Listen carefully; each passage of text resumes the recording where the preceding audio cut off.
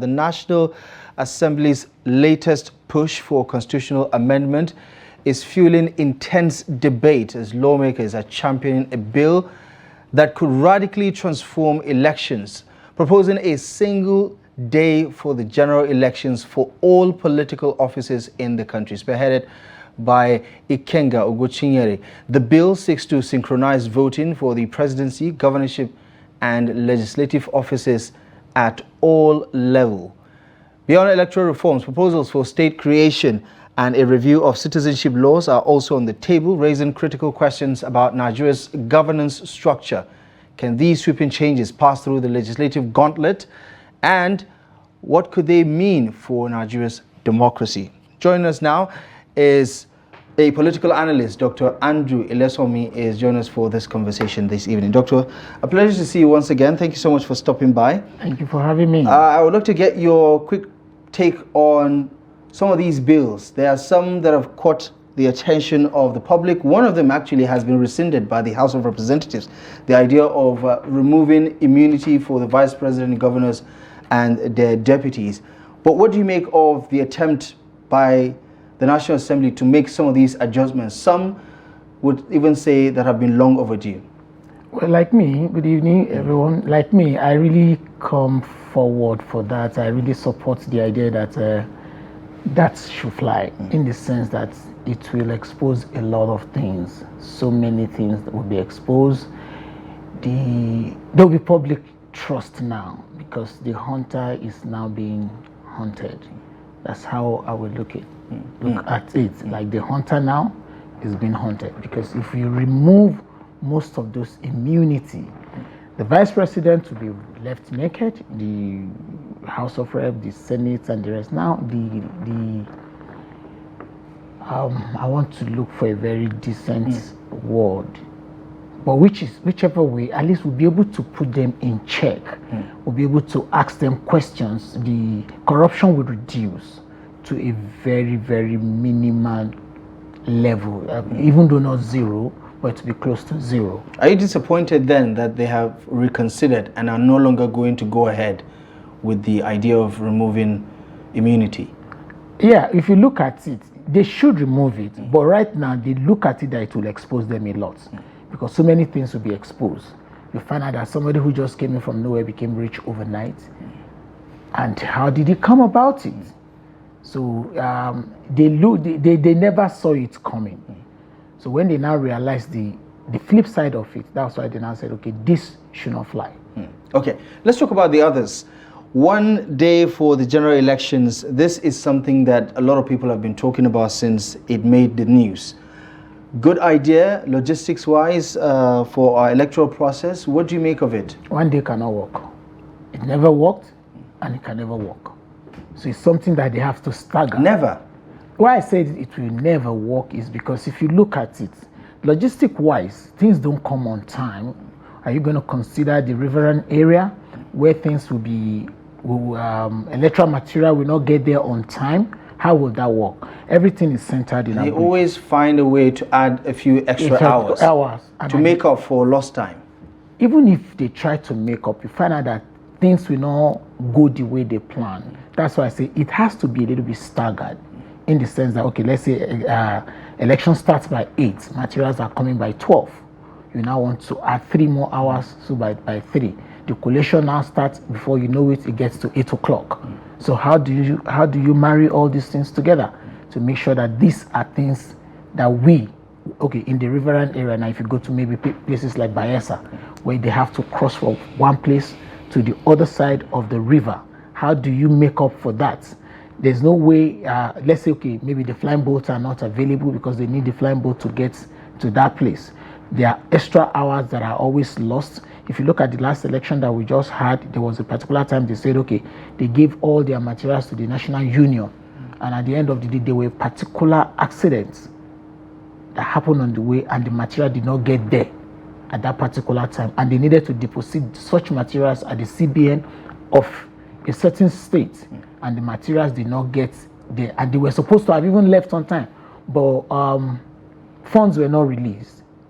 and those people did not move on time. These are things that happens with the logistics and make sure, and that makes things, materials not to get to the point on time.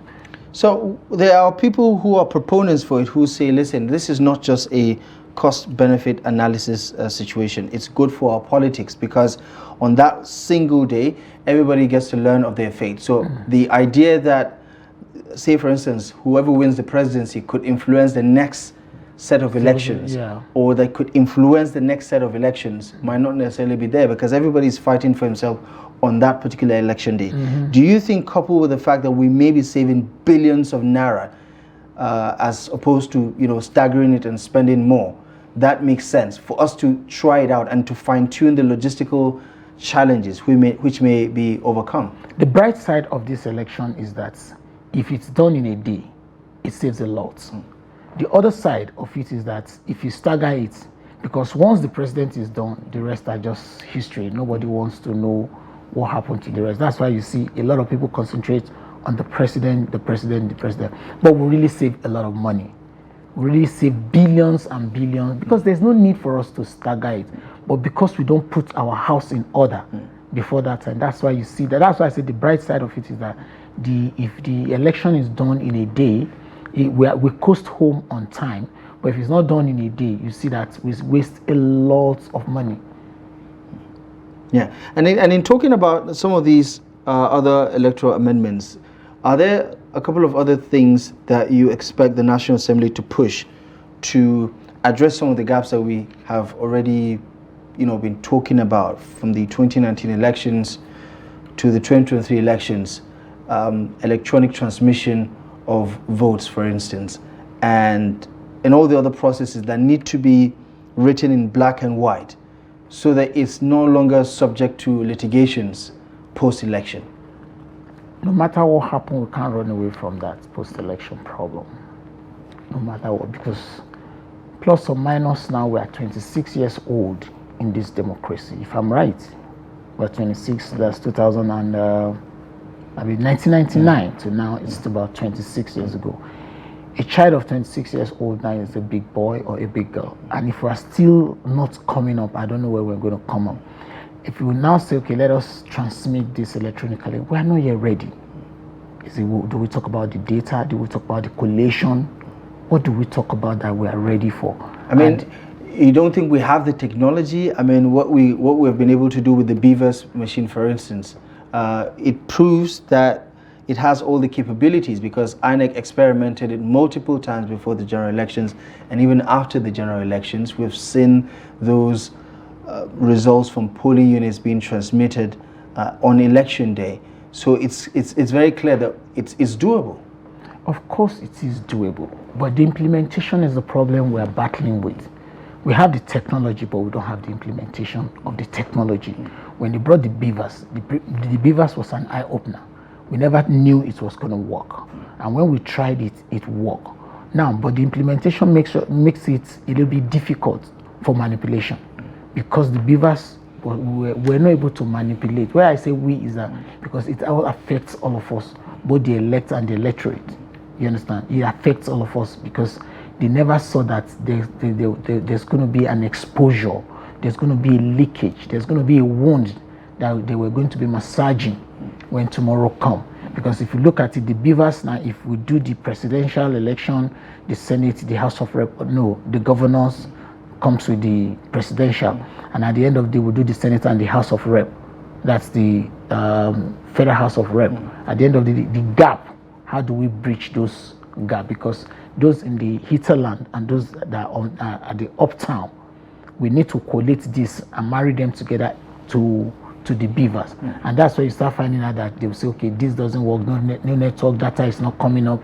That's why I said the implementation of that Beavers is just what will not make things to fly the way we want. So is this a risk worth taking in your view? Clearly you have some reservations about it working perfectly, which, even though I don't think there's anything that works perfectly, especially with regards to systems. Yeah, but do you think this is a risk worth taking, considering what is at stake regarding Nigeria's democracy and this fear that the elections are always influenced by the powers that be? it's good to take a risk. Because if you don't take a risk, when are we going to take it? We need to do it now. Now is just the time, so that if we fail again, we'll know that, okay, this is what we need to do when tomorrow comes. When we take this risk now, that this is what is it called? If we fail in the implementation of a certain thing, when tomorrow comes, we'll be able to say, okay, we've done this is how it works. Let us try it this way again. So I think for this time around, now that we're looking at everybody's talking about 2027, it's good we take the risk and we'll take it early. Okay, another big issue on the horizon regarding these constitutional review bills that are past second reading is the state creation issue. And a couple of them have been passed for second reading, or have passed second reading. Is this something that we need at this point of our journey as a nation? Do we and can we get it done? Do you think this is possible for us to create more states? I think we don't need more states. No, I know we don't need it. It's just DOA. DOA dead on arrival. We don't need more states. What do we need it for? The resources? It's just because some people are selfish. They want to be in power. They want to be in charge.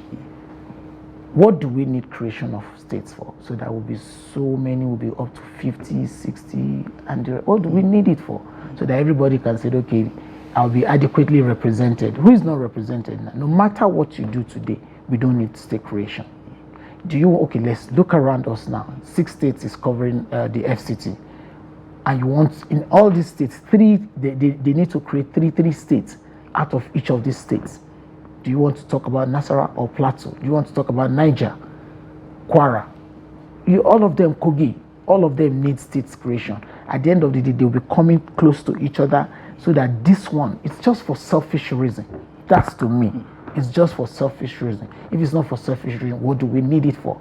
Some states don't even know what they are doing right now, what they have in their states, that they don't need to come to the federal.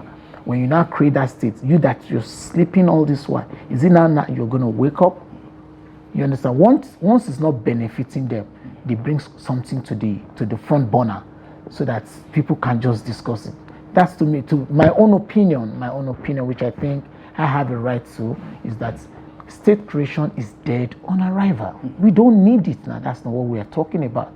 Because right now we are losing focus, because state creation, what do we need it for? Create states, and what are we going to be having? Right, and you look at these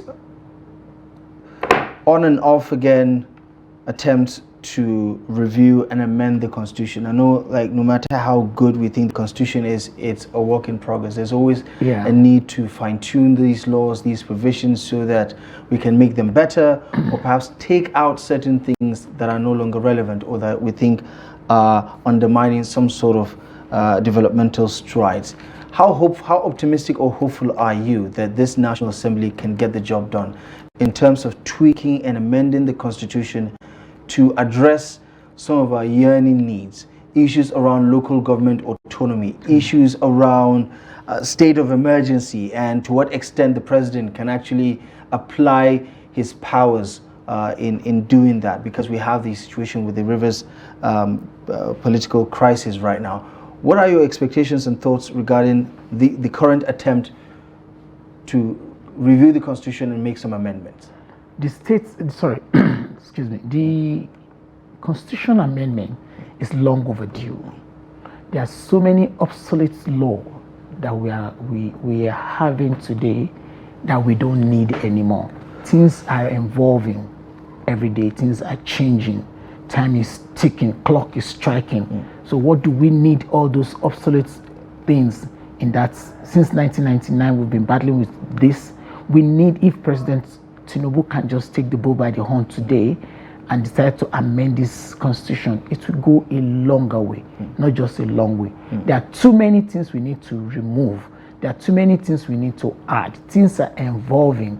You understand? So we need to remove, we need to sit down, we need to call people. The older ones are going. The younger ones are growing. They need space to breathe. They need things to add and to remove. If we don't do it now, when are we going to do it? Every president is shying away from it. So I think if President Tinubu can just decide that, okay, let us amend this 1999 constitution once and for all. Look at when they brought Oronsai to the front burner. There are so many things he suggested, but everybody shy away from it. President Buhari shy away from it. Some people said what he brought were also obsolete, but they were far better than what is in the 1999 constitution. So to me, I think they should do away with 1999 constitution, amend it so that it can suit what we are doing in 2020 something. Yeah, and finally on the idea of something homegrown, because usually you expect that the expertise of the various sectors, the various walks of life would be collated and will be a part of some of these ideas that the lawmakers are pondering on, right? We do know that the public hearing aspect of it is still coming up. Yes. How much involvement do you expect stakeholders from different parts of the country and from different sectors of our economy to be a part of this, so that it can be a homegrown idea, so that these amendments can actually hit home? If you look at it, you need somebody who knows the law, not just the lawyer. The lawmaker, the lawyer, everybody must be involved. Though we can't get everybody involved, but most stakeholders, not people that will lobby to be there. They should be, everything in Nigeria we set up committee. But I think there should be a very good committee that could come out for selection of people that will amend this constitution to suit. It might not really suit, but if we can get maybe 75% of people that will come in and make this thing work, I think the homegrown thing will be a little better. Interesting take there. Dr. Andrew Ilesanmi, thank you so much for, having your interesting takes and your insight on this one. I appreciate you for having me. For stopping by tonight. Thank you. And that is it for our program for you this evening. Thank you so much for joining us.